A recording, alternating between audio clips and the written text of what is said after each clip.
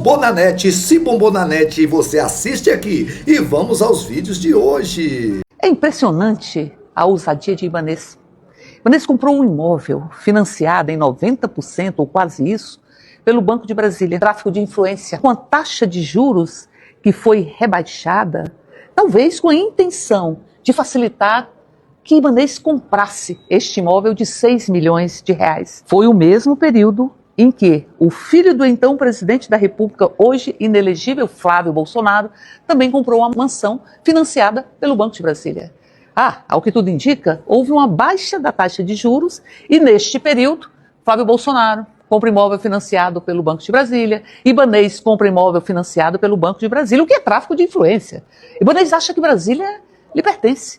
Ele é dono de Brasília. Brasília não tem dono. O dono de Brasília é o seu próprio povo. E acha que o Banco de Brasília também é seu, que ele pode utilizar como ele quiser, com tráfico de influência e de forma imoral. Interessante, né, gente, que esse deputado goiano, que dedica boa parte da sua pífia carreira enquanto parlamentar a atacar professores, a achacar trabalhadores da educação, a perseguir, fazer com que esses professores e professoras percam seus empregos porque ensinam com seriedade, não deu um pio sobre o seu amigo, companheiro de partido, companheiro de bancada, o seu candidato a prefeito de Aparecida nessa última eleição, deputado federal, professor Alcides, acusado por uma mãe de um adolescente a ter aliciado seu filho quando ele ainda tinha 13 anos. O tal deputado goiano é muito valentão para falar de professor de história, para falar de professor de geografia, para falar de professor que não se entrega ao revisionismo dos fatos, mas não vai falar nem uma palavrinha. Agora tá bem clara a diferença entre o tipo de professor que ele persegue e o tipo de professor que ele se alia. Senador Cleitinho gastou 76 mil reais com posto de combustível que tinha entre sócios, empresário investigado. Rapaz, esse pessoal da direita bebe gasolina. O bocudo que adora falar dos gastos da gente do governo Lula gastou entre agosto de 2019 e janeiro de 2023 107 mil reais em combustível. A princípio pode parecer pouco, né? Mas se você levar em consideração uma pessoa que ganha 2 mil reais por mês durante 4 anos, ela não terá nem 100 mil reais. O Cleitinho gastou 107 só com gasolina. Mas isso não é nem o pior tá no detalhamento da fatura. Existe um posto de gasolina específico chamado Zap Alto Posto que sozinho vendeu quase 77 mil reais de gasolina para ele. Lembrando que um dos sócios desse posto, o Nicásio, é alvo de uma operação que investiga a corrupção ativa e passiva entre políticos e empresários. Agora percebam a diferença do padrão do abastecimento. Nos outros postos, ele abastecia 85 reais, 187 reais, 50 reais.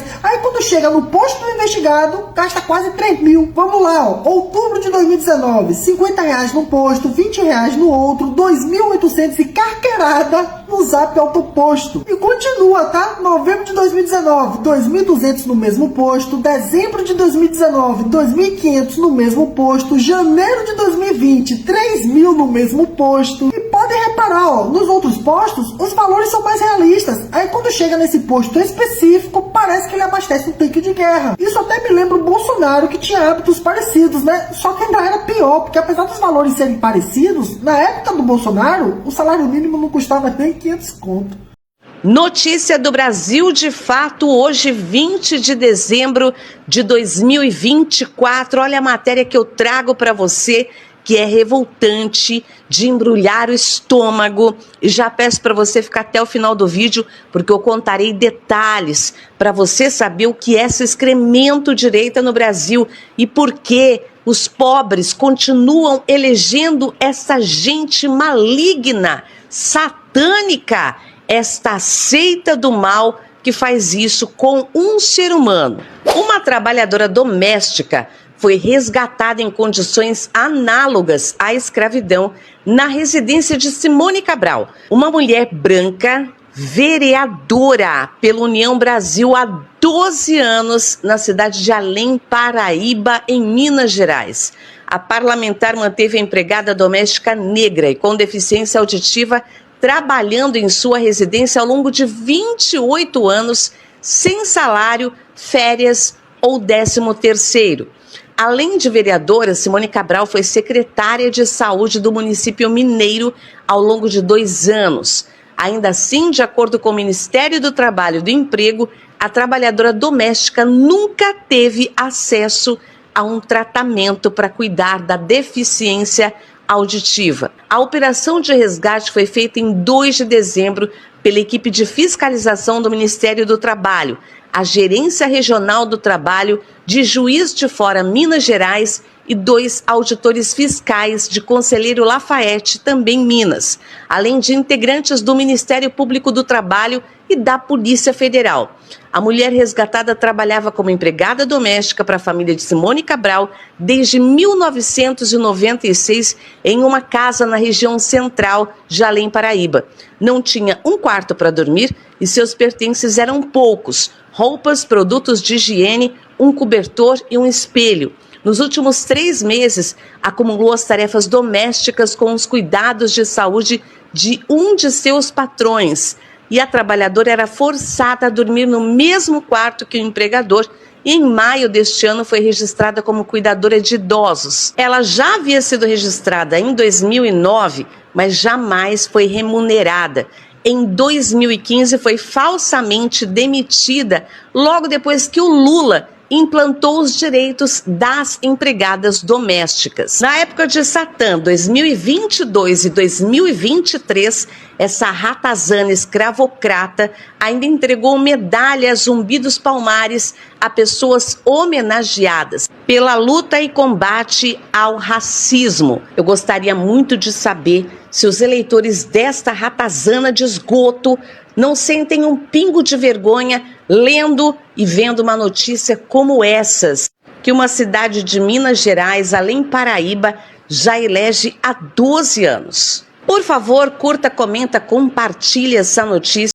Eu aproveito para dizer o seguinte: nós tivemos da CPMI, os antigos membros da CPMI, do campo democrático, estivemos com o procurador Gonê há 2 meses atrás. Nós estávamos preocupados porque o processo muito demorado, 2 anos de golpe e 1 ano que nós já entregamos o relatório da CPMI, que indiciava várias pessoas. E ele já nos adiantou naquela época que, na visão dele, ele terminaria a apresentação ou não de denúncia, claro, a partir da análise de todo o processo, em 2025, no início de 2025, porque ele estava esperando o 3º inquérito da Polícia Federal, que é esse do golpe, que ele já recebeu. Então, Paulo Gonê tem 3 inquéritos e Bolsonaro está como indiciado neles, mas também vários deputados federais, e não são poucos. Basta lembrar aquela audiência pública que eles fizeram em novembro, depois que o Lula ganhou a eleição, comandada pelo senador Girão. Estava presente também o deputado Girão. São 2 Girão, né? Outro dia me perguntaram qual o plural de Girão. É girões ou girões? Eu falei golpistas. E ele está me processando. Muito bom. Ah, ele está processando? Ele está me processando, eu chamei ele de golpista. Aí, imunidade parlamentar para isso não serve. Aí não, ele é um verdadeiro golpista. Ele estava nessa reunião, estava lá simplesmente aquele cara, o George Washington, tentou colocar bomba no aeroporto de Brasília. E eles ficaram, a reunião era pública, a audiência pública no Senado, o dia inteiro, dizendo que a eleição foi fraudada, que o ladrão não subiria a rampa, tudo que depois nós fomos ver que não era apenas palavras, mas atos organizados para dar o golpe. Mas o Gonê dizia que iria juntar os 3 inquéritos. O primeiro, o inquérito da falsificação dos cartões de vacina.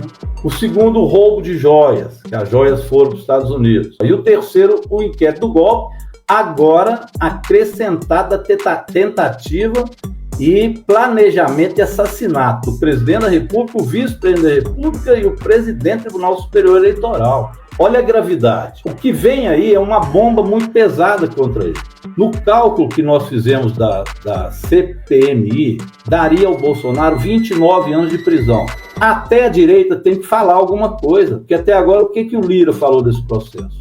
Eu não vi nada. O que setores da chamada direita democrática falaram desse processo? Nada. O que o PSDB do Aécio Neves falou disso? Nada. A direita continua se fingindo de morta para não atacar a extrema-direita e não ir contra ela. O que significa, e na Alemanha foi isso, passar a mão na cabeça da extrema-direita, de nazistas, que depois, quando assumem, alijam todos do processo democrático. Mas a direita parece que tem tanto medo de dividir renda, de fazer justiça social, que ela prefere se aliar à extrema-direita. Isso ainda existe no Brasil, infelizmente. Se você chegou até aqui e não é inscrito ainda, se inscreva no nosso canal, deixe seu like, compartilhe o vídeo e mande no grupo do Zap, no grupo dos amigos, no grupo da igreja, no grupo da família e no PV de cada bolsonarista. Conhecereis a verdade e a verdade vos libertará.